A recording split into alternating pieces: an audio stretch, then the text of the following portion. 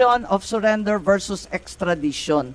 Ano ang nangyari kay Presidente Duterte? Surrender ba yan or extradition? Thank you for the invitation, Honorable Madam Chair. Good afternoon, everyone, the Cabinet Secretaries and distinguished members of the Executive Branch. Okay. Also, Senator Cayetano, good afternoon, Senator Bongo, Senator Jingo Estrada. Going back to the question, there was the proposition that the immediate surrender of the person arrested to the jurisdiction of a foreign government, or foreign state, or international tribunal can be undertaken without judicial proceedings under 9851, Section 17. I respect the opinion of our hardworking and brilliant Secretary of Justice, but nevertheless, I respectfully disagree. Surrender without judicial proceedings might amount to a violation of the liberty of abode that is guaranteed by Section 6 of the Bill of Rights. The liberty of abode cannot be impaired without a lawful order of the court. That's the text of the Constitution. Now, this constitutional protection is a barrier for any government action that would simply compel an individual to change his residence. So to compel a person, to expel a person from his country of residence without a lawful court order by excluding the judicial process might amount to a violation of the liberty of abode. Now, surrender as an option under Section 17 is applicable only in very narrow situations.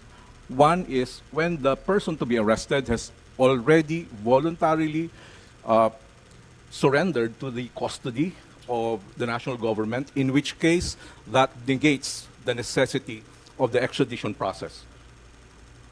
The other option is when the person to be arrested is actually an alien, in which case there's no need to go through the extrajudicial process.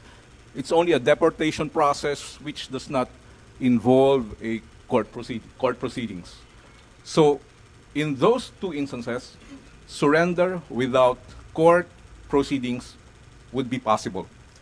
Other than those proceedings, it would be very difficult to maintain that is sanctioned by the Constitution. So ang Thank you, Your Honor. sinasabi po ninyo, dalawa lang pagkakataon na pwede mag-surrender. Kung yung mismong akusado at arestado ang nagsusumite sa pamahalaan, yun, pwede yun. Yes po. Kusa niya yun. Yes. Ikalawa, kapag banyaga, Yes po. di naman Pilipino, Yes po. deport, executive action yun. Yes po. Mabilis, walang kailangan na korte-korte. Yes po.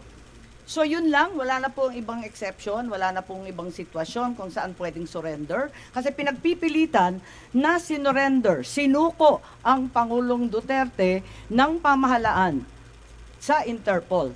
Yun ang pagkaintindi ko sa sinasabi kanina. Sinasabi ninyo, hindi po pwede yun. Dalawang pagkakataon lang ang po pwede isuko ang isang Pilipino. Yung isa pa nga, hindi sa Pilipino. Attorney Medina po. Yes, thank you, Madam Chair.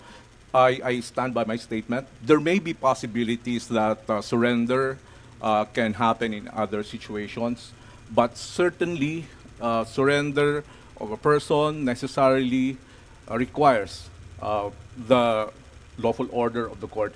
And this requirement is consistent with the policy of the Constitution that whenever there's a deprivation of liberty, court intervention, judicial proceedings, judicial process is a requirement because the right to liberty is placed in an exalted status in our constitutional system. Hindi po pwedeng, the Constitution does not contemplate exclusion of the court process in depriving a person of his right to liberty.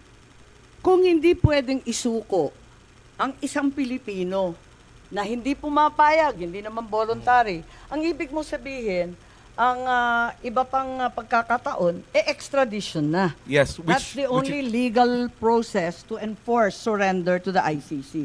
I-extradite na kapag Pilipino ka. Tama po ba? I agree, Madam Chair. Thank you. And extradition is a judicial proceeding.